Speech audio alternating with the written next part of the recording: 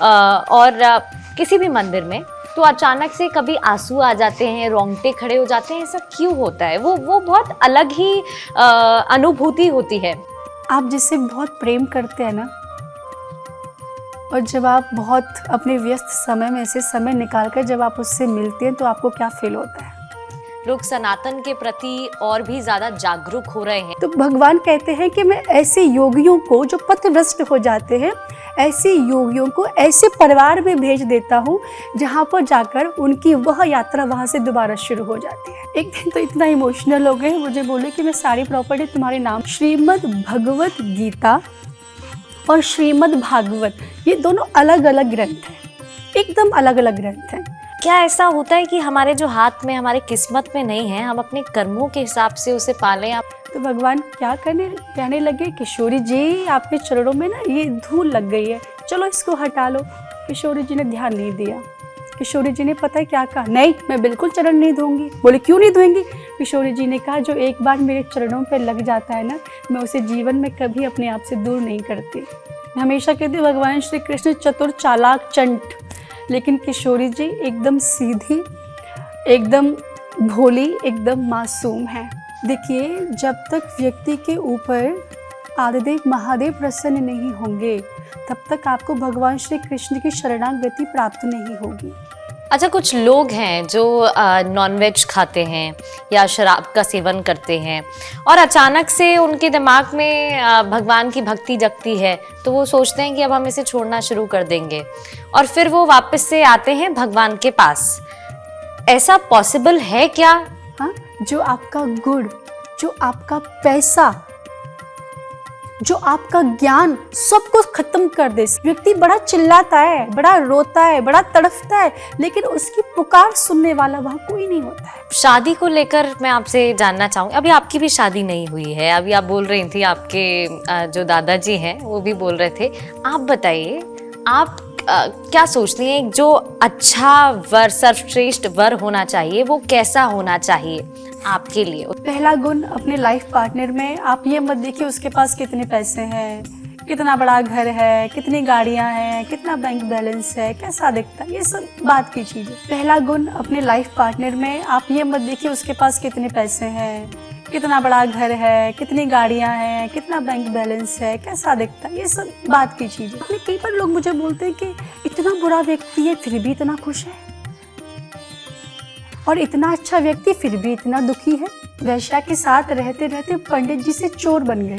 अच्छा, आजकल लोग शादियों को लेकर बहुत सवाल जवाब करते हैं कि जो आज की शादियां हैं वो चलती नहीं हैं, मिसअंडरस्टैंडिंग हस्बैंड वाइफ के बीच में पैदा हो जाते हैं। एक तो ये है कि एक दूसरे से बहुत ज़्यादा उम्मीदें रखना, अगर आपने मेरे लिए ये नहीं किया तो मैं ये कर दूँ, ये बहुत गलत है। कोई भी रिश्ता विश्वास की डोरी पर ही चलता है। प्रेम होता है, प्यार होता है, सब कुछ होता है, लेकिन इसमें सबसे जो महत्वपूर्ण रोल प्ले करता है ना एक शादी में, वो विश्वास और सम्मान। बॉयफ्रेंड गर्लफ्रेंड रिलेशनशिप का बहुत ज़्यादा कल्चर है। जो पुराने लोग हैं वो कहते हैं ये ठीक नहीं है, शादी के बाद ही आप रिलेशनशिप में आए तो बेहतर रहेगा। किसी के साथ है, रिलेशनशिप में है, तो मर्यादित रहें। प्यारी प्यारी भोरी भारी बरसाने वारी, तेरी कृपा में तो कछो कमी नहीं प्यारी, तेरी कृपा में तो कछो कमी नहीं प्यारी, नहीं कृपा पाने का हूँ अधिकारी,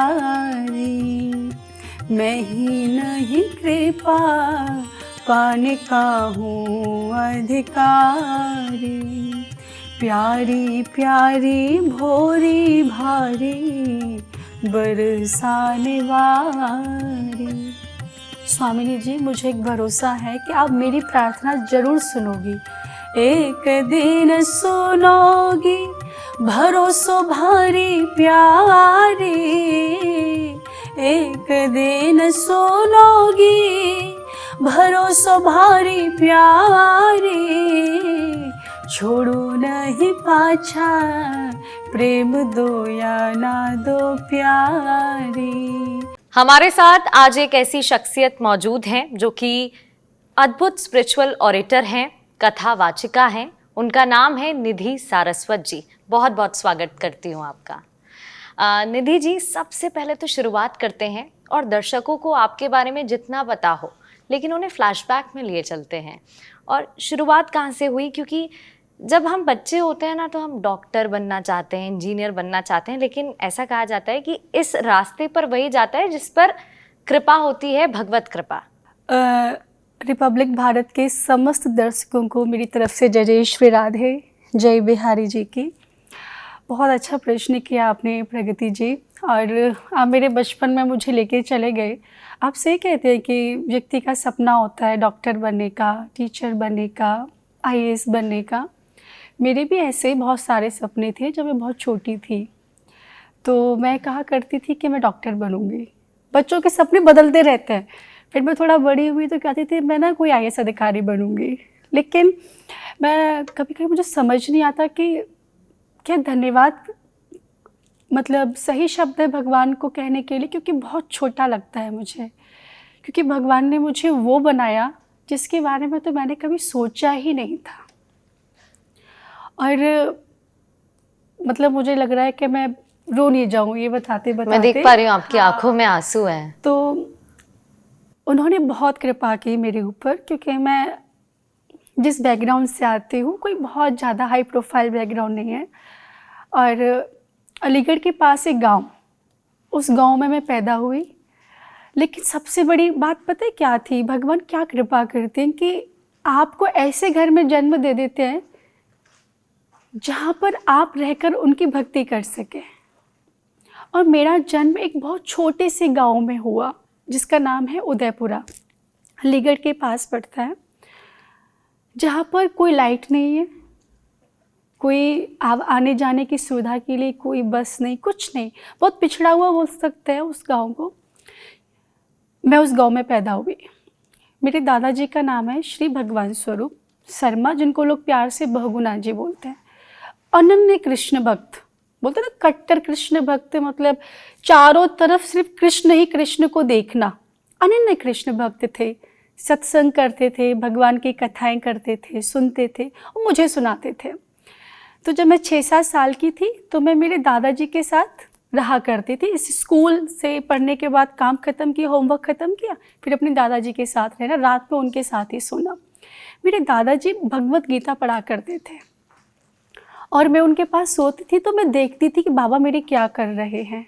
तो बाबा मुझे ऐसे लालटेन जो होता है ना, जिसमें जो पहले लाल, हाँ, जिसमें मिट्टी का तेल डालते हैं, फिर उसको जला के उससे रोशनी करते हैं। मुझे याद है मेरे बाबा उससे पढ़ा करते थे और मुझे पढ़ाया करते थे। और इतनी मेहनत करते थे, इतनी, मैं 6-7 साल की थी, मैं संस्कृत भी नहीं पढ़ पाती थी और भगवत गीता संस्कृत में है। उन्होंने मुझे कुछ श्लोक याद कराए, कुछ मंत्र याद कराए। तो एक मंत्र था जो मैंने सबसे पहले याद किया था भगवान शंकर का, कर्पूर गौरम करुणावतारम संसार सारम भुजगेंद्रहारम सदा वसंतम हृदयारविंदे भवम भवानी सहितम नमामि। तो मैं मंत्र बोलती थी। तो कुछ एक दिन अचानक से मेरे घर पे कुछ संत आए और मेरे बाबा ने कहा ये मेरी नातिन है और ये बहुत अच्छे मंत्र बोलती है, स्वामी जी आप इससे मंत्र सुनिए। उन्होंने मंत्र सुने। उन्होंने मुझे कहा कि आज से आप भगवत गीता पढ़ेंगी, और उन्होंने भगवत गीता मेरे हाथ में दे दी और बोला कि भगवत गीता का 12वां अध्याय खोलिए और इसके 10 श्लोक आप याद कर लीजिए। उसमें 20 श्लोक है। बोला आप 10 याद करें और हम अगले संडे को आएंगे और आपसे सुनेंगे, और आप परीक्षा में उत्तीर्ण हुई तो हम आपको अपने साथ लेकर सत्संग में जाएंगे। बस मेरा तो सब शुरू, मैंने तो सारा काम छोड़ दिया, स्कूल छोड़ दिया, स्कूल में मन नहीं लगता था, सिर्फ भगवत गीता पढ़ना, और मेरे 1 हफ्ते के अंदर 20 श्लोक याद कर लिए। और आप 7 साल की थी? 7 साल की थी मैं, और मुझे भी नहीं पता कैसे याद हो गए। इसी को भगवत कृपा कहते हैं। हाँ, इसको भगवत कृपा कहते हैं। अभी मुझे एहसास होता है कि मुझे याद कैसे हो गए।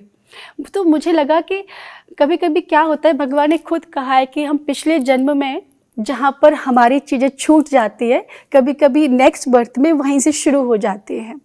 कभी कभी क्या होता है कि हम हमारे पुनर्जन्म में यकीन करते हैं, क्योंकि भगवान ने कहा जातस्य ही ध्रुवो मृत्यु ध्रुवम जन्म मृतस्य च, जन्मे हुए की मृत्यु निश्चित है और मरे हुए का जन्म निश्चित है।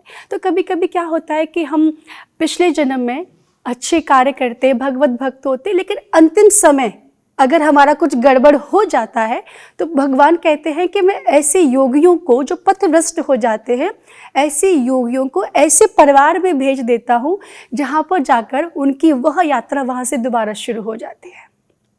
और शायद ही मेरे साथ हुआ, और मैंने 20 श्लोक याद कर लिए, और जो लिखा हुआ है ना, कॉपी पेस्ट, एक शब्द भी इधर से उधर नहीं, ऐसे तोता रट लेता है ना, आप वैसा समझ लीजिए मैंने याद कर लिया। वो संत मेरे घर आए, आपने याद की 10 श्लोक सुनाइए, मैंने 20 सुनाया, उन्होंने मुझे 10 रुपये निकाल के दिया। आपने कमाल कर दिया, इतनी अद्भुत कृपा। और मुझे बोले कि आज से आपके जीवन की एक यात्रा शुरू होती है और आपने भगवान का प्रचार और प्रसार करने के लिए ही जन्म लिया है। ये जन्म आपका कोई डॉक्टर, इंजीनियर, IAS अधिकारी बनने के लिए नहीं है, ये जन्म सिर्फ और सिर्फ आपका भगवत प्रचार के लिए हुआ है। फिर वहाँ से मेरी एक आध्यात्मिक यात्रा शुरू हो गई। मेरे दादाजी साइकिल पे बैठा के लेके जाते थे, मंडे टू सैटरडे तक स्कूल में रहना। उनकी भी बहुत महत्वपूर्ण भूमिका रही है आपके जीवन में। मतलब मुझे ऐसा लगता है कि मैंने ऐसे कौन से सत्कर्म किए होंगे कि मुझे मेरे दादाजी मिले। प्रभु तो कृपा करते ही है ना, उन्होंने ही भेजा डेफिनेटली मुझे उनके परिवार में, और वो इतने प्रसन्न होते हैं ना, वो इतने प्रसन्न होते हैं। कभी कभी तो मुझे बोलते हैं कि जब तुम्हारी शादी होगी तो मैं तुम्हें विदा कैसे करूँगा। एक दिन तो इतना इमोशनल हो गए, मुझे बोले कि मैं सारी प्रॉपर्टी तुम्हारे नाम कर रहा हूँ अपनी, तुम शादी मत करो। और अगर शादी का नाम आ जाए ना तो वो रोना शुरू कर देते हैं। वो कहते हैं कि देखो, कहते हैं कि जिस परिवार में एक भक्त व्यक्ति पैदा हो जाता है ना, भगवान का एक भक्त पैदा हो जाए तो उसकी 21 पीढ़ियाँ तरती हैं, 7 उसकी मातृपक्ष की, 7 पितृपक्ष की और 7 ससुराल पक्ष की। तो मेरे दादाजी कहते हैं मेरी तो सारी पीढ़ियाँ तर गई, लेकिन ये तो मेरे दादाजी का मतलब भाव है और आशीर्वाद है। फिर मेरे दादाजी ने इस यात्रा को शुरू कराया। फिर ये यात्रा ऐसे ही चलती रही, साथ में स्कूल कॉलेज की पढ़ाई भी चलती रही, और प्रभु कृपा से स्कूल कॉलेज में भी हमने अच्छे से पढ़ाई की। मैंने MSc किया बॉटनी से, और उसमें भी कभी मुझे कोई समस्या नहीं हुई। मैं कथा करती थी, मुझे बहुत कम समय मिलता था स्कूल कॉलेज। आपने BSc MSc सब किया, बॉटनी ऑनर्स के बाद, क्या बात है। और इतना मुझे कहते हैं ना, जब आप भगवान का, अगर भगवान का हाथ आपके ऊपर होता है ना, तो दुनिया का कोई भी हाथ आपका कुछ बिगाड़ नहीं सकता है। जब ऊपर वाला आपका साथ खड़ा है ना, तो ज़मीन वाले आपका कुछ बिगाड़ नहीं सकते हैं। और यकीन मानिए जितने लोग ये सुन रहे हैं, जब निधि जी हमारे साथ मौजूद हैं, वो जो पॉजिटिव वाइब्स हैं वो हम महसूस कर सकते हैं। उनसे बात करते हुए ही हमें इतना अच्छा फील हो रहा है, आप अभी समझ पाएंगे। निधि जी, मैं समझना चाहूँगी, अभी आपने जिक्र किया भगवत कथा का, शायद हो सकता है मैं भी यहाँ पर गलत बोल रही हूँ, कई लोग नहीं समझ पाते हैं भागवत और भगवत कथा, क्या इसमें? भगवत गीता। अच्छा, भगवत गीता और श्रीमद् भागवत। अच्छा, इसमें क्या डिफरेंस होता है? ये प्रगति जी, आपने बहुत अच्छा प्रश्न किया। पता है, हम लोग कई बार कथा करने के लिए जाते हैं तो लोग आते हैं, कहते हैं हमें आपकी भगवत गीता बहुत अच्छी लगी जी। तो हमने कहा हमने तो श्रीमद् भागवत कथा करी थी। तो कई बार लोग भगवत गीता और श्रीमद् भागवत दोनों को एक समझ लेते हैं, या फिर उन्हें ये नहीं पता भागवत क्या है और भगवत गीता क्या है। ये आज के लोगों का बहुत ही ना जरूरी प्रश्न है जो समझना ही चाहिए। पहली बात प्रगति जी, श्रीमद् भगवत गीता और श्रीमद् भागवत ये दोनों अलग अलग ग्रंथ हैं, एकदम अलग अलग ग्रंथ हैं। भगवत गीता भगवान श्री कृष्ण ने अर्जुन को महाभारत के युद्ध के समय सुनाई थी, जब अर्जुन युद्ध नहीं कर रहे थे, कौरवों से युद्ध करने से मना कर दिया था, बोले कि मैं तो युद्ध नहीं करूँगा, ये सारे मेरे अपने लोग हैं, परिवार के लोग हैं। तो भगवान ने उनका मोह दूर करने के लिए उनको भगवत गीता का उपदेश दिया। तो भगवत गीता में 18 अध्याय हैं, श्रीमद् भागवत में 12 स्कंद है और 335 अध्याय है। श्रीमद् भगवत गीता में 700 श्लोक है और श्रीमद् भागवत में 18,000 श्लोक है। भागवत जी बहुत विशाल ग्रंथ है। भगवत गीता में भगवान ने अर्जुन से क्या कहा है ये सब कुछ है, और श्रीमद् भागवत में भगवान ने क्या क्या किया, भगवान ने कौन कौन सी लीलाएं की, हमारे भगवान कैसे हैं, हमारे भगवान कितने दयालु हैं, हमारे भगवान क्या क्या करते हैं अपने भक्तों के लिए, वो समस्त कथाएं श्रीमद् भागवत में हैं। तो ये दोनों कथा, ये दोनों के दोनों जो ग्रंथ हैं, ये दोनों एकदम अलग है और ये दोनों एक बिल्कुल भी नहीं है। आप श्री कृष्ण जी की भक्ति करती हैं, किशोरी जी की भक्ति करती हैं। कई लोग तो आपको किशोरी जी से कंपैरिजन सोशल मीडिया पर करते हैं। मैंने देखा आपके बहुत सारे फॉलोअर्स हैं, बहुत लोग आपको चाहते हैं, कहते हैं कि जिस भगवान की हम भक्ति करते हैं कहीं ना कहीं उनका जो तेज है या जो भक्ति के बाद जो उनके अंदर का नेचर है वो हल्का हल्का हमारे अंदर भी आता है। तो थोड़ा वो शरारतीपन है कि अभी तो मैं आपको देख पा रही हूँ, बहुत सादगी और जो सहजता है वो दिख रही है। आप बिल्कुल सही कह रहे हैं। मैं बहुत भाग्यशाली हूँ कि मैं भगवान श्री कृष्ण के चरणों में हूँ, श्री किशोरी जी के चरणों में हूँ। और मैं आपको क्या बताऊँ, जब कहते हैं कि जब भगवान श्री कृष्ण आप पर बहुत मेहरबान होते हैं ना, तब जाकर आप किशोरी जी के पास पहुँचते हैं, वरना पहुँच नहीं पाते, क्योंकि वो स्वामिनी जी हैं। आप सोचिए वो कौन है दुनिया में। मैं आपसे पूछूं भगवान कौन है, आप कहेंगी श्री कृष्ण भगवान है। तो सोचो जो भगवान की भी भगवान है ना, उनका नाम श्री राधा रानी है। हर वो व्यक्ति, हर कोई उनके पास पहुंच नहीं सकता, पहली बात तो ये है। और एक बार पहुंच गया तो वापस कभी आ नहीं सकता। किशोरी जी का एक आपको स्वभाव बताऊं मैं, कैसी हैं किशोरी जी।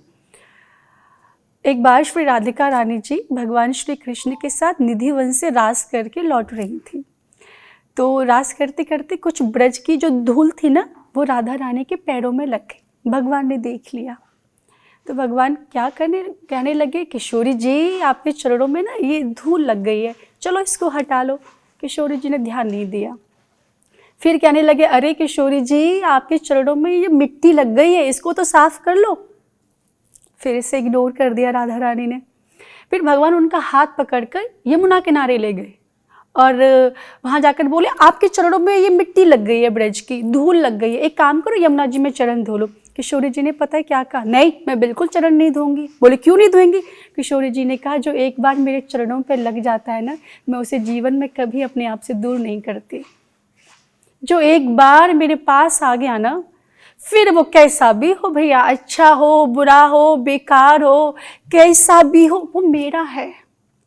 भगवान श्री कृष्ण ठोक पीट कर परीक्षा लेते हैं, लेकिन श्री राधिका रानी कभी परीक्षा नहीं लेते हैं। मैं हमेशा कहती हूँ भगवान श्री कृष्ण चतुर चालाक चंट, लेकिन किशोरी जी एकदम सीधी, एकदम भोली, एकदम मासूम है। और लेकिन आप उनके पास तभी पहुंच पाएंगे जब आप श्री कृष्ण की भक्ति करेंगे। देखो कहा जाता है कि जब व्यक्ति एक बार अपने मुख से कृष्ण बोलता है ना, तो समस्त देवी देवता छत्र लेकर उसकी रक्षा करते हैं। कहते हैं ये कृष्ण भक्त है, इसकी रक्षा करनी है, इसको बचा के रखना है। एक बार कृष्ण बोलने पर समस्त देवी देवता अलर्ट हो जाते हैं कि इसको बचाना है।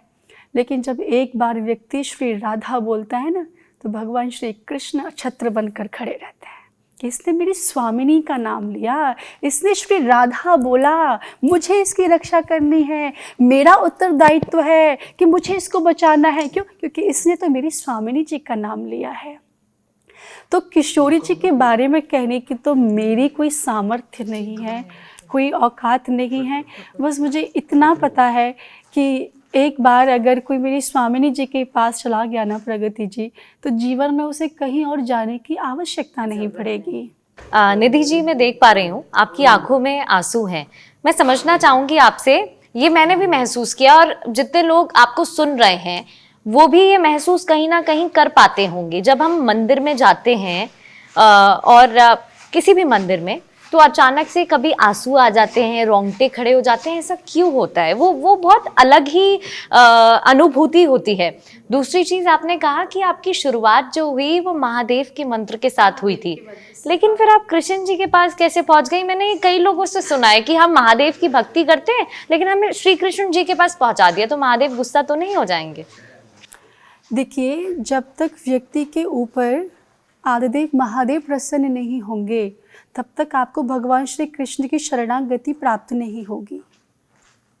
भगवान शंकर ही कृपा करके जीव को भगवान श्री कृष्ण या भगवान श्री राम की तरफ मोड़ते हैं। हमेशा ध्यान रखना, अगर कोई व्यक्ति भगवान शंकर की कृपा से वंचित रह गया तो भगवान श्री कृष्ण तक पहुंच नहीं पाएगा।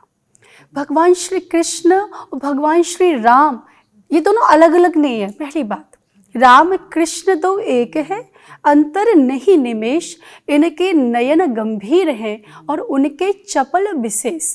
कई बार लोग राम और कृष्ण को तो अलग अलग व्यक्ति समझते, राम और कृष्ण दोनों अलग अलग नहीं है।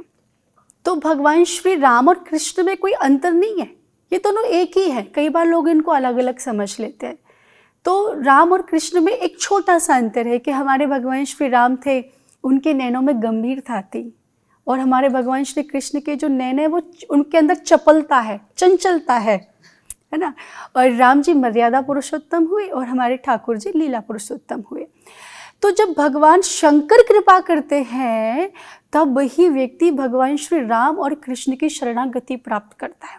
आपको पता है भगवान श्री राम से महादेव कितना प्रेम करते हैं।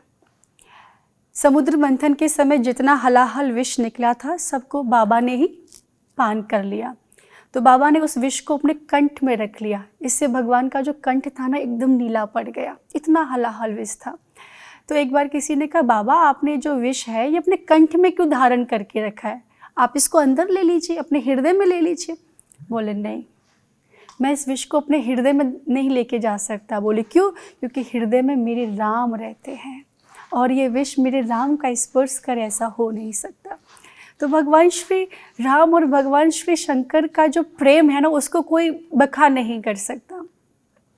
और तो जब इसीलिए मैंने कहा कि जब महादेव प्रसन्न होते हैं तभी जाकर भगवान श्री कृष्ण और भगवान श्री राम की भक्ति प्राप्त होती है, और जब भगवान श्री कृष्ण मेहरबान होते हैं तब श्री राधा रानी के चरणों का प्रेम प्राप्त होता है। और एक सवाल और मेरा यहाँ पर कि आंसू क्यों आते हैं और रोंगटे क्यों खड़े हो जाते हैं जब मंदिर पहुँचते हैं? आप जिससे बहुत प्रेम करते हैं ना, और जब आप बहुत अपने व्यस्त समय में ऐसे समय निकाल कर जब आप उससे मिलते हैं तो आपको क्या फील होता है? आनंद महसूस होता है।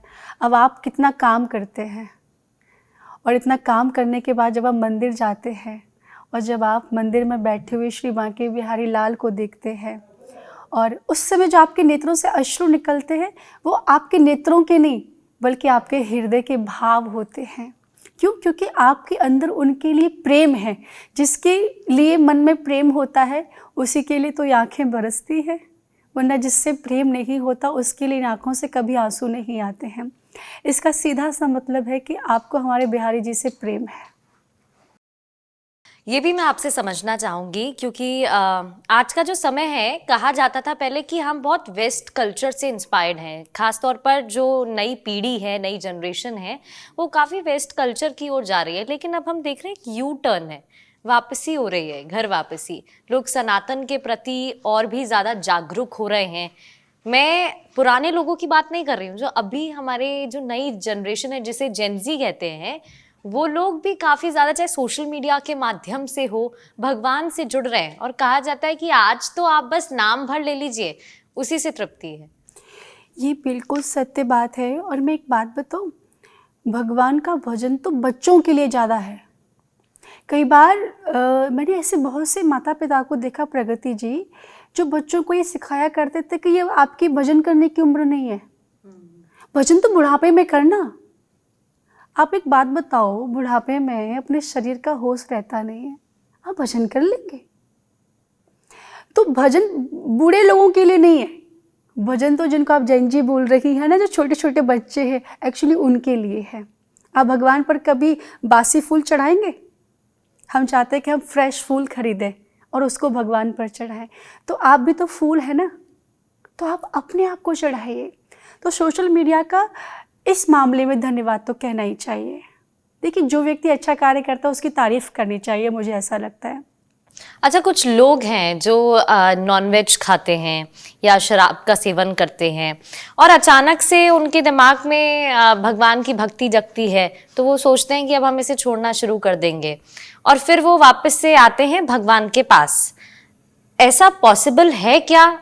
क्योंकि ये कई लोग हैं सवाल करते होंगे, जब वो देखते हैं ऐसी वीडियोस उनके पास आती है तो उन्हें लगता है कि नहीं, अब तो छोड़ देना चाहिए, अब हाई टाइम है।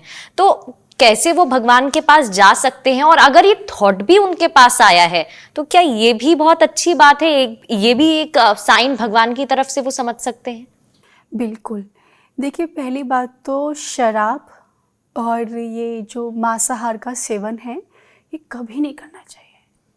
इसका इतना भारी अपराध है प्रगति जी कि आप सोच नहीं सकते। शराब का मतलब पता है आपको क्या होता है? शराब, कितने अक्षर हैं? 3। श यानी 100%, क्या होता है? 100%। रा यानी राक्षसों जैसा, ब यानी बनाने वाला, 100% राक्षसों जैसा बनाने वाला पदार्थ शराब कहा जाता है। शराब पीकर कोई राक्षस ना बने, हो ही नहीं सकता। और क्या कहते हैं हिंदी में इसको? मदिरा। मदिरा का मतलब पता क्या होता है? म यानी मरघट, द यानी दिखाने वाला, रा यानी रास्ता। मरघट दिखाने वाला रास्ता मदिरा कहा जाता है, फिर भी लोग पीते हैं। इंग्लिश में क्या कहते हैं? वाइन। WINE। W यानी वाइटनेस, ज्ञान। I यानी इनकम, पैसा। N यानी नेचर, गुड। E यानी एंड। हाँ, जो आपका गुड, जो आपका पैसा, जो आपका ज्ञान सबको खत्म कर दे, सबको नष्ट कर दे, वो वाइन कहा जाता है। तो इससे बुरी चीज तो इस संसार में कोई है ही नहीं, फिर भी लोग इसको पीते हैं। क्या कहा जाए? हम तो कहेंगे बिल्कुल नहीं पिए। दूसरी बात, आपने बात की मांसाहार के बारे में, इससे बड़ा पाप तो प्रगति जी दुनिया में कोई है ही नहीं।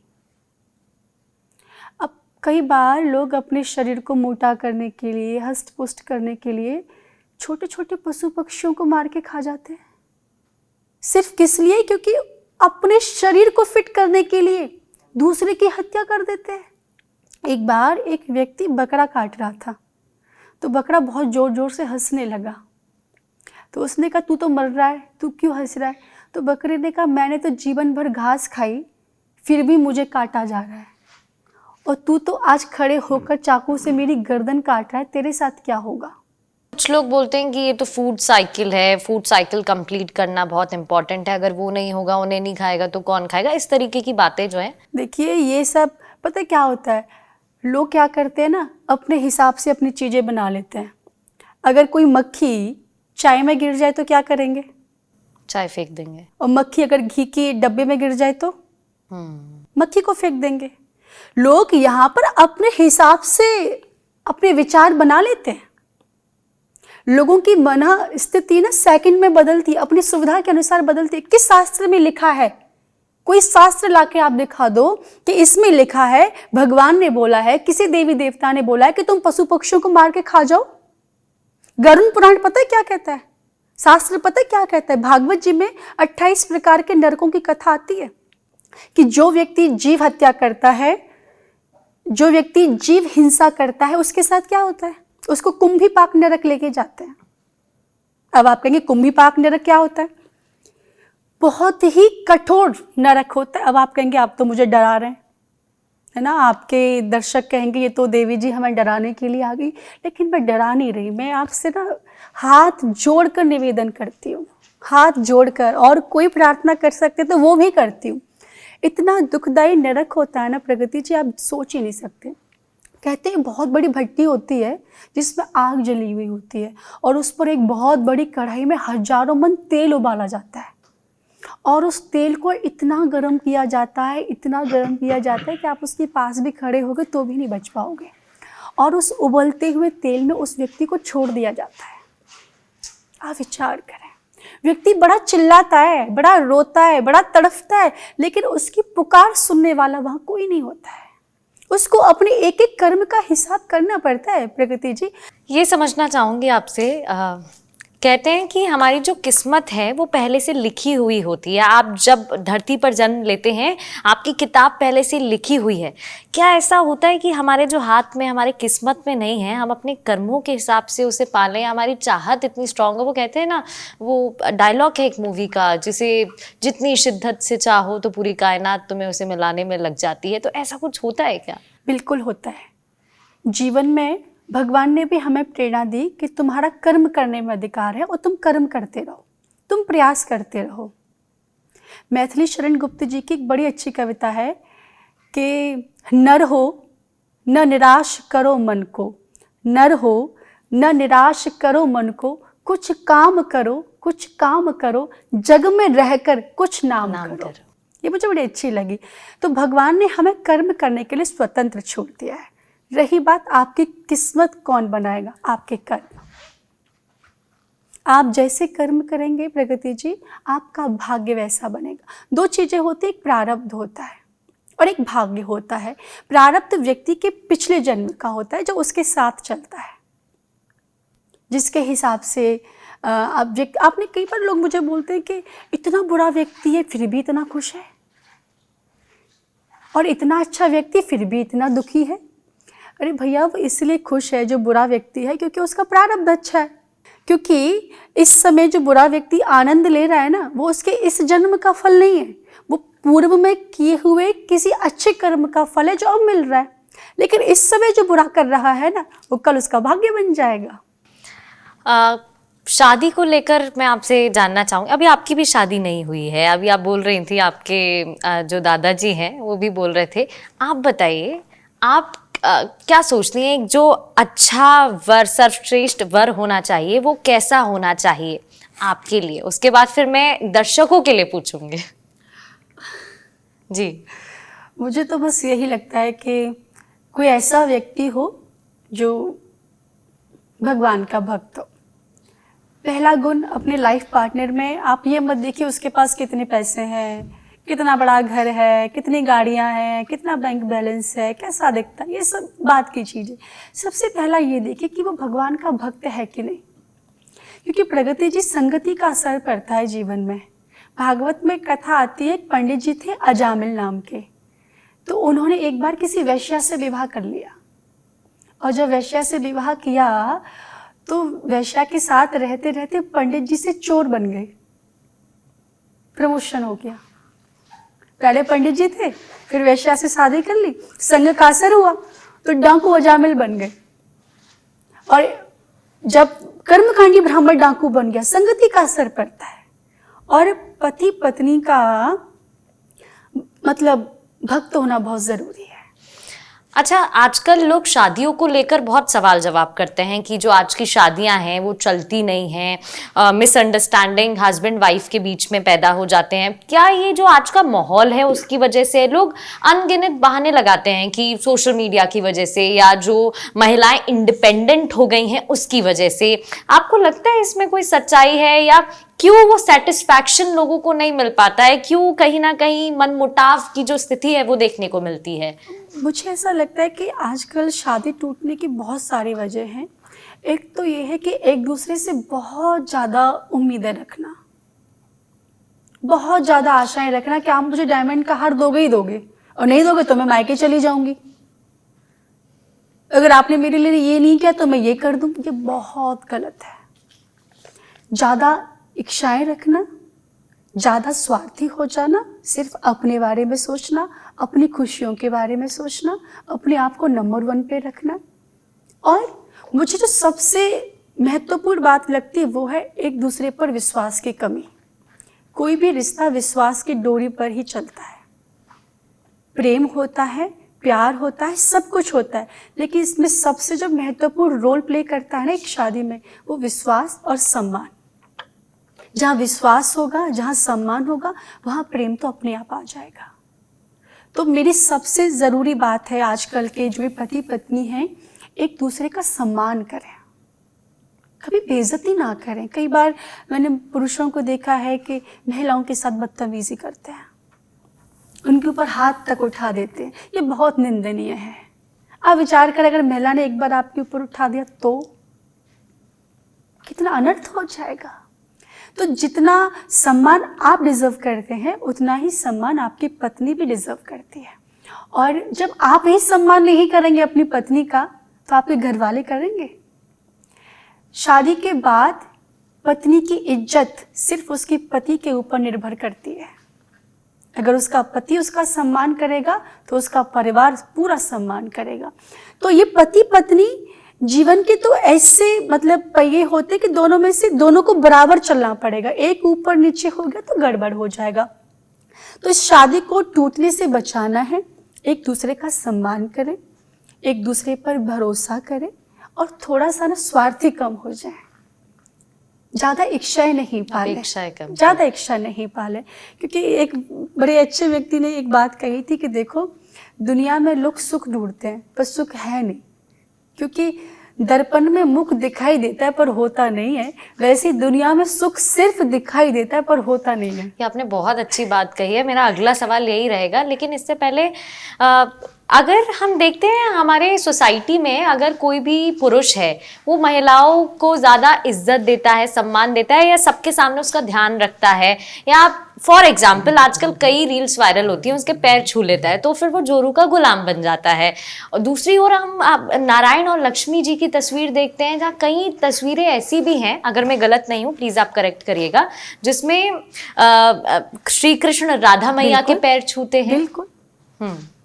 देखिए, मुझे ऐसा लगता है कि वही व्यक्ति अपनी पत्नी का सम्मान कर सकता है जिसकी माँ ने उसको बहुत अच्छे संस्कार दिए हों, जिसकी बहनों ने उसके अच्छे संस्कार दिए हों। एक व्यक्ति के जीवन में 3 महिलाओं का बहुत योगदान होता है। एक उसकी बहन, एक उसकी माँ और एक उसकी पत्नी। और इन तीनों में से बहन तो चलो ससुराल चली जाती हैं अपने विवाह करके, लेकिन 2 महिलाओं का मैं आज अपने इस प्रगति जी के माध्यम से, रिपब्लिक भारत के माध्यम से एक बात कहना चाहती हूँ दर्शकों को। एक पुरुष को 2 महिलाओं का हमेशा सम्मान करना चाहिए। एक वो महिला जिसकी वजह से वो आज इस दुनिया में है, जिसने उसको जन्म दिया है, जिसकी वजह से आज वो यहाँ पर खड़ा हुआ है, यहाँ बैठा हुआ है। और एक वो महिला जिसने उसके लिए जन्म लिया है, जिसने अपना सर्वस्व छोड़ दिया उसके लिए। एक स्त्री क्या चाहती है कि अपने पति से? अपने माता पिता को छोड़ देती है, अपना जिस घर में पलती है, बढ़ती है, हाँ सारी चीजें करती, उस घर को छोड़ देती सिर्फ एक व्यक्ति के लिए। और बच्चे भी आपको देती है तो वो भी अपने लिए नहीं, आपके वंश को आगे बढ़ाने के लिए देती है। अपना गोत्र छोड़ देती है, अपना वंश छोड़ देती है, आपके वंश को अपना लेती है। फिर भी अगर आप स्त्रियों को सम्मान नहीं दे पाएंगे तो धिक्कार है। एक स्त्री को आपसे कुछ नहीं चाहिए। अगर आप उससे सामग्री लाके दे देंगे, आटा दाल चावल लाके दे देंगे, तो आपके लिए भोजन बना देगी। घर को स्वर्ग एक स्त्री ही बना सकती है। मैं हमेशा एक बात कहती हूँ कि जो माता पिता को स्वर्ग लेके जाता है वो घर का बेटा होता है। जो स्वर्ग को घर ले आए वो घर की बेटी होती है, लेकिन जो घर को स्वर्ग बना दे वो घर की बहू होती है। क्या बात है।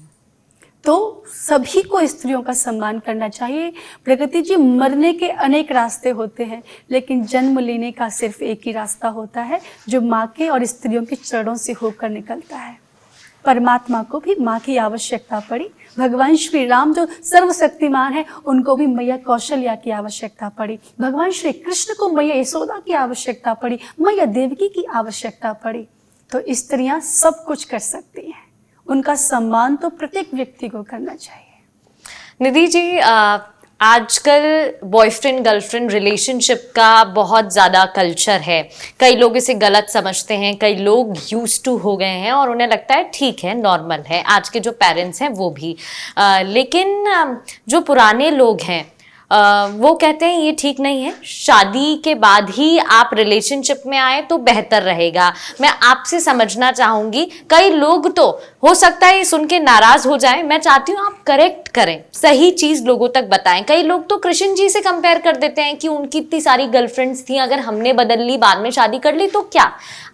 आप बताइए सही क्या है, सही चीज क्या है? देखिए, वैसे सनातन परंपरा का तो खैर नियम नहीं है, ये वेस्ट कल्चर है जी।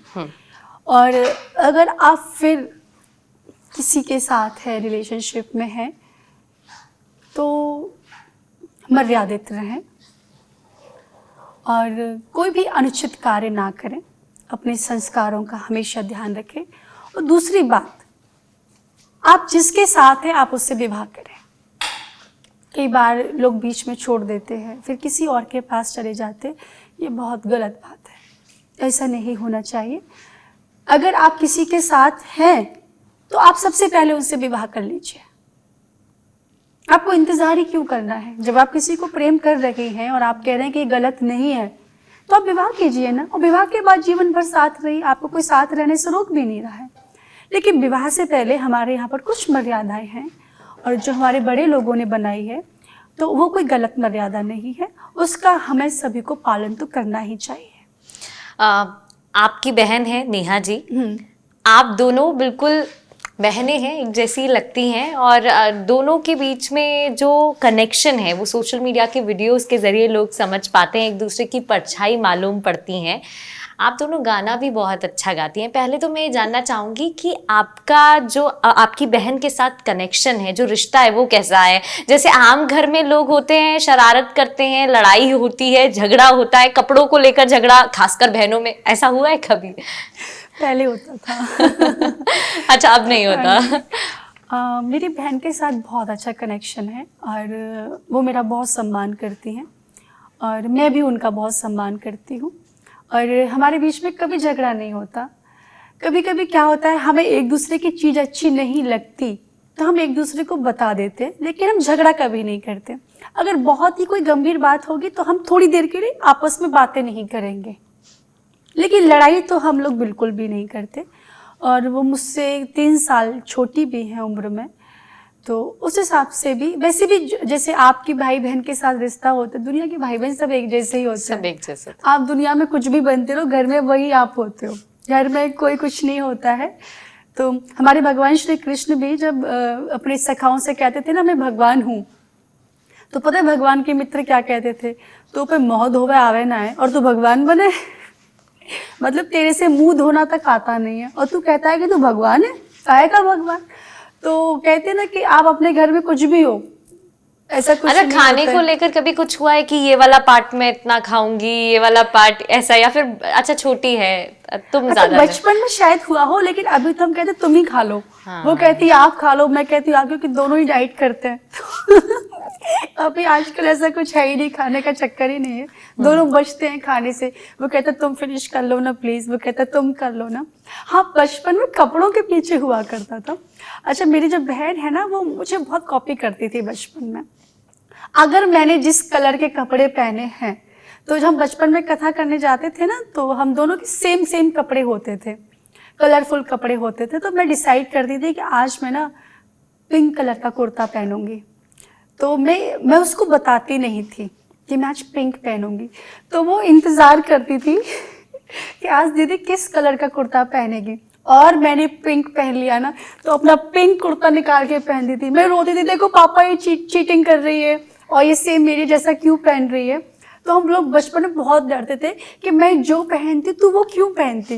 वो कहती थी मैं वही पहनूंगी जो तू पहनती है। मतलब सारी बहनें एक जैसी होती, एट द एंड सब एक जैसे होते हैं। बिल्कुल। अच्छा, कहते हैं कि भगवान की जो भक्ति होती है, अगर आप आर्ट से जुड़े हैं, आप कला से जुड़े हैं, आप संगीत से जुड़े हैं, आप नृत्य करते हैं, तो बहुत आसान है भगवान को प्राप्त करना या फिर उनको प्रसन्न करना। बिल्कुल। तो इसके बारे में थोड़ा बताइए, और एक भजन हो जाए। देखिए, संगीत तो भगवान को बहुत ही प्रिय है, और बहुत भाग्यशाली हैं वे लोग जिनको संगीत जिनके जीवन में, क्योंकि भगवान हमारे श्री राधा वल्लभ लाल है ना, वो तो बिना संगीत के भोजन भी नहीं करते।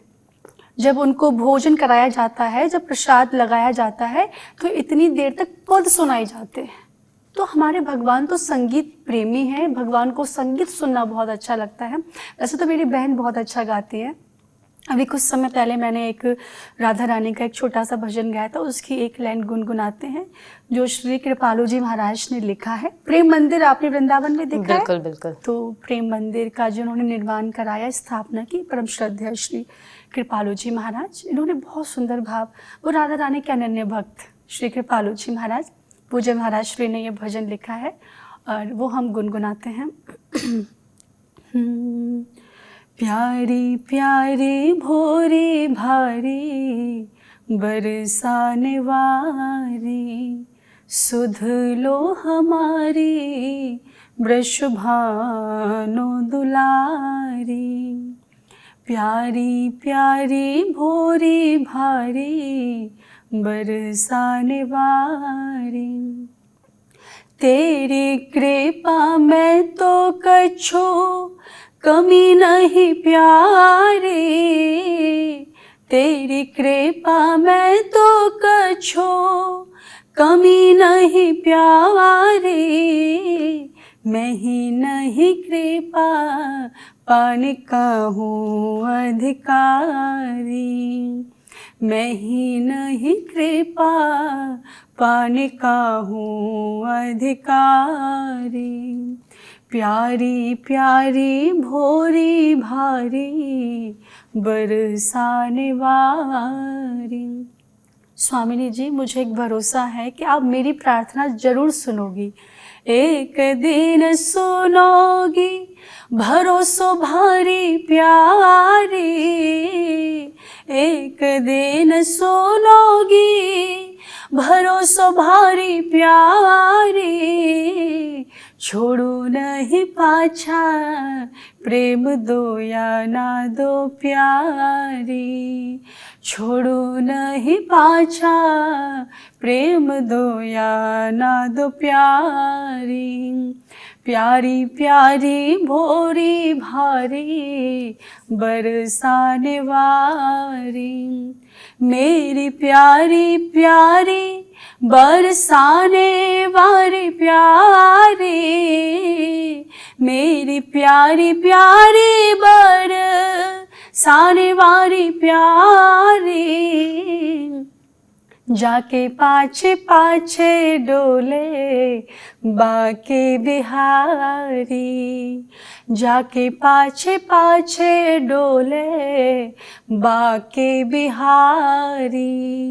प्यारी प्यारी भोरी भारी बरसाने वारी, सुध लो हमारी वृषभानु दुलारी। बोलो श्री राधा रानी की जय। अच्छा, कई लोगों को बहुत क्रोध आता है और उस गुस्से की वजह से वो अपने रिश्तों को खराब कर देते हैं। डेली बेसिस पे, चाहे उनके कोई भी रिश्ता हो, बहन का हो, भाई का हो, माता पिता का हो, उनसे भी दुर्व्यवहार करते हैं। तो उसे कंट्रोल करने के लिए क्या करना चाहिए? और क्रोध जो कि सबसे नुकसानदायक बताया जाता है शरीर के लिए भी, साइंटिफिकली भी, तो इसको लेकर क्या कहेंगे आप? देखिए, क्रोध के समय थोड़ा रुक जाएं और गलती के समय थोड़ा झुक जाएं, तो आप जीवन में होने वाले बहुत से नुकसान से बच जाएंगे। लोग कहते हैं हमें गुस्सा आता है, अब रुक नहीं पाते, हम क्या करें? मैं उनसे कहती हूँ आप गुस्सा कीजिए, आप क्रोध कीजिए। क्रोध करने से मना तो मैं नहीं करूँगी, आप क्रोध कीजिए। लेकिन हाँ, मैं एक चीज़ कहूँगी, जब आपको क्रोध आए ना, आप बोलिए मत, कोई प्रतिक्रिया मत दीजिए। 10 मिनट के लिए आप चुप हो जाइए, प्रतिक्रिया देना लेकिन 10 मिनट बाद देना। लेकिन अभी क्रोध आ रहा है, क्रोध में आप उबल रहे, उस समय आप प्रतिक्रिया मत दीजिए, क्योंकि उस समय जो आपकी प्रतिक्रिया होगी वो आपके समस्त रिश्तों को खत्म कर देगी। कई लोग ऐसे होते हैं, अपने कर्मों से दूसरों को परेशान करते हैं, पीड़ा पहुंचाते हैं, और अगर वो महात्मा व्यक्ति हो या भक्त हो भगवान जी का, और वो कोई उस समय जवाब ना दे, वो वहां से निकल जाए, तो पूरी प्रकृति उसके लिए उसका बदला लेती है। क्या इसमें कोई सच्चाई है? बिल्कुल। भगवान श्री राम खुद कहते हैं कि जो अपराध भगत कर करहि, राम रोष पावक सोज रही। अगर कोई व्यक्ति भगवान के भक्त का अपमान कर दे ना, तो कहते हैं राम रोष पावक सोज रही, राम जी की रोष रूपी अग्नि में जलकर भस्म होना ही पड़ता है, उसे कोई बचा नहीं सकता। अगर कोई व्यक्ति एक भक्त का अपमान कर दे तो उसको उससे कोई बचा नहीं सकता है। भगवान कहते मेरा अपमान कर दे मैं सहन करूंगा, पर अगर मेरे भक्त का अपमान कर दिया तो उसको जलकर नष्ट होना ही पड़ेगा। अच्छा, सवाल बहुत हैं लेकिन मैं अंत करना चाहूंगी। लेकिन ब्रजवासी जो होते हैं ना, ब्रज की जो भाषा होती है वो बड़ी अलग होती है। कुछ ब्रज की भाषा में जरा दर्शकों से बात हो जाए। मुझसे तो आप कर ही रही हैं, कुछ मुझसे ही कर लीजिए। अच्छा, ब्रज की भाषा इतनी मीठी होती है हाँ। ना, बहुत अच्छी होती है। वैसे एकदम से तो मुझे भी ज्यादा, आप किसी को शरारत भी कर दोगे ना, चुटकी ले लोगे, उसे पता नहीं चलेगा। देखिए ब्रजवासी तो ब्रजवासी है, तभी तो भगवान ने श्रीधाम वृंदावन को चुना, व्रत 84 को उसको चुना। मैं हमेशा कहती हूँ बहुत सौभाग्यशाली हैं वे लोग जो उत्तर प्रदेश में जन्म लिए हैं। पहले तो सौभाग्य की बात यह है कि हमने भारत देश में जन्म लिया। कहते हैं कि हम उस देश के वासी हैं जिस देश में गंगा बहती है। ऐसा पतित पावन देश की जहाँ पर माँ गंगा का दर्शन होता है, माँ जमुना का दर्शन होता है, वरना अन्यत्र कहीं किसी देश में नहीं मिलता है। और भारत ही एक ऐसा इकलौता देश है जिसको माता कहकर बुलाया गया है। अदरवाइज कभी नहीं कहा गया अमेरिका माता, इंग्लैंड माता, केवल भारत को ही माँ कहकर पुकारा गया। तो उत्तर प्रदेश तो अपने आप में है ही भाग्यशाली, क्योंकि भगवान श्री कृष्ण उत्तर प्रदेश में प्रकट हुए, भगवान श्री राम ने भी उत्तर प्रदेश में ही जन्म लिया, श्री राधिका रानी ने भी उत्तर प्रदेश में जन्म लिया। और देखो कहते हैं अभी जो कल की अवतार भगवान का होना है वो भी उत्तर प्रदेश में ही होगा, संभल में होगा। तो हम तो बड़े भाग्यशाली हैं कि हमने ब्रज में जन्म लिया। 2 शब्द अगर कोई ऐसा। अच्छा, मुझे एक कथा सुना देती हूँ। हाँ। कथा के माध्यम से आता है कि एक बार क्या हुआ कि जितने ब्रजवासी थे सब इंद्र की पूजा करते थे। तो भगवान ने कहा तुम इंद्र की पूजा मत करो, तुम मेरे देवता की पूजा करो। तो बोले ठीक है कि तेरा देवता कौन है? कि मेरा देवता है श्री गिरिराज महाराज, वाकई तुम पूजा करोगे तो वो तुमको दर्शन देंगे अपने। तो ब्रजवासी सभी 56 प्रकार के भोजन बना के पहुँच गए, गोवर्धन पहुँच गए। तो भगवान ने कहा ठीक है ब्रजवासियों एक काम करो, पहले गोवर्धन की परिक्रमा लगा लो। तो ब्रजवासियों ने गोवर्धन की परिक्रमा भी लगा ली। फिर भगवान ने कहा अब सब लोग गिरिराज महाराज से प्रार्थना करें कि हे गिरिराज महाराज प्रकट है कि हम सबको दर्शन दो। तो सब ब्रजवासी भगवान से प्रार्थना करने लगे। तो भगवान ने देखा सब ब्रजवासियों के नेत्र बंद हैं, तो एक रूप से भगवान पुजारी बनकर खड़े हो गए और दूसरे रूप से भगवान श्री गिरिराज बनकर खड़े हो गए। तो भगवान का एक सखा था जिसका नाम था मधुमंगल। अब वो बार बार भगवान के चेहरे की तरफ देख रहा है, फिर गिरिराज जी के चेहरे की तरफ देख रहा है। तो भगवान से बोला लाला एक प्रॉब्लम है। बोले कहाँ प्रॉब्लम है? कि लाला जब गिरिराज महाराज को जो मोह है ना वो एकदम तेरे मोह जैसो है। ऐसा क्यों है? तो भगवान बोले मधुमंगल बड़ा चालाक है, कहीं इसको पता ना चल जाए कि मैं ही गिरिराज हूँ। तो बोले अरे मोकू नहीं पतो, वो ऐसा लग रहा है कि शायद गिरिराज महाराज को ना मेरा चेहरा ज्यादा पसंद आ गया हो, तो हमारा उन्होंने मेरा रूप बना लिया। मधुमंगल बोलो अच्छा ये बात है। तो अब भगवान ने अपनी पूजा पाठ सब करा लिया। अब इंद्र के पास सूचना पहुंच गई कि नंद के लाला ने तुम्हारी पूजा को बंद करा दिया। अब इंद्र को बड़ा क्रोध आया, इंद्र ने बड़ी जोर की बारिश कर दी। जब बड़ी जोर की बारिश करी तो सब ब्रजवासी अपनी मदद के लिए चिल्लाने लगे कन्हैया हमें बचा हमें बचा। तो भगवान ने अपनी कन्नी उंगली पे श्री गिरिराज महाराज को धारण कर लिया। 7 दिन से भगवान अपनी कन्नी उंगली पर गिरिराज महाराज को, छोटे मोटे तो है नहीं, 7 कोस की परिक्रमा है, 21 किलोमीटर के हैं, 7 कोस लंबे चौड़े गिरिराज महाराज को भगवान श्री कृष्ण ने 7 दिन तक कन्नी उंगली पे धारण करके रखो। तो जो भगवान का सखा है मधुमंगल, रानी के लाला, तो इतने दिनंते इतने लंबे चौड़े गिरिराज जी है, अपनी कन्नी उंगली पर धारण करके खड़ो भैवे, तू हार गया होगा। अब तू एक काम कर, नेक देर आराम कर ले। तो भगवान बोले मैं आराम करूंगा तो गिरिराज जी नीचे आ जाएंगे, गिरिराज जी को कौन संभालेगा? तो मधुमंगल बोलो चिंता मत कर, हम ब्रजवासी ने अपनी अपनी ना मोटी मोटी लाठियां लगा रखी हैं, हम अपनी लाठी पर तेरे गिरिराज जी को संभाल लेंगे। तो भगवान ने कहा, अरे तुम्हारी लाठियों में इतनी ताकत ना है जो गिरिराज जी को संभाल ले। मधुमंगल बोलो, कहा गई तेने हमारी लाठी में ताकत ना है? अगर हमारी लाठी में ताकत ना है तो तेरी कन्नी उंगलियां में कहाँ से ताकत आ गई? तो भगवान ने कहा, अरे मैं भगवान हूँ इसीलिए मैंने इनको उठा लिया। मधुमंगल बोला, कहा कही तेने तू भगवान है? भगवान ने कहा, हाँ मैं भगवान हूँ इसलिए मैंने बोला कि भगवान हूँ।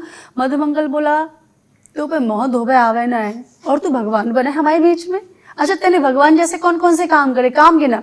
तो भगवान बोले, मैंने पूतना मारी, मैंने सक्टासुर मारो, मैंने अघासुर मारो। तो पता मधुमंगल ने कहा गई, मधुमंगल बोलो, मारी तेने पूतना, मरी मराई में 50 लठिया तो मैं नहीं मार दी तेने अकेले ने थोड़ी मारी थी।